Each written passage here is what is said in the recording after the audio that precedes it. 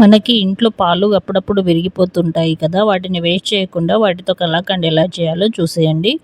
నాకు half litre పాలు విరిగిపోయాయి. కానీ పాలు మొత్తం విరిగిపోలేదు. అందుకని కొంచెం నిమ్మకాయ రసాన్ని పిండి మళ్ళీ స్టవ్ ఆన్ చేసి సిమ్‌లో పెట్టి పాలు మొత్తం కరిగిపోయే వరకు పాలను కలుపుతూ ఉండాలి. పూర్తిగా విరిగిపోయి వాటర్ సెపరేట్ అవుతున్నప్పుడు స్టవ్ ఆఫ్ చేసి ఒక గిన్నెలో స్ట్రెయినర్‌ని పెట్టి వాటర్‌ని తీసేయాలి.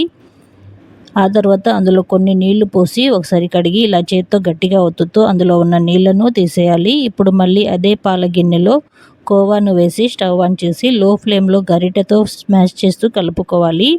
కోవ గట్టి పడుతున్నప్పుడు ఒక చిన్న కప్పు బెల్లం తురుము వేసుకోవాలి. ఫ్లేమ్ సిమ్‌లోనే పెట్టి బెల్లం కరిగిపోయే వరకు స్మాష్ చేస్తూ కలుపుతూ ఉండాలి. మీరు కావాలనుకుంటే బెల్లం ప్లేస్‌లో షుగర్ కూడా వేసుకోవచ్చు. ఇది పూర్తిగా కరిగిపోయి మంచి సువాసన వచ్చే వరకు ఉంచండి. ఇందులో ఒక స్పూన్ నెయ్యి అండ్ ఇలాచీ పౌడర్ వేసుకుంటే ఇంకా మంచి రుచి వస్తుంది.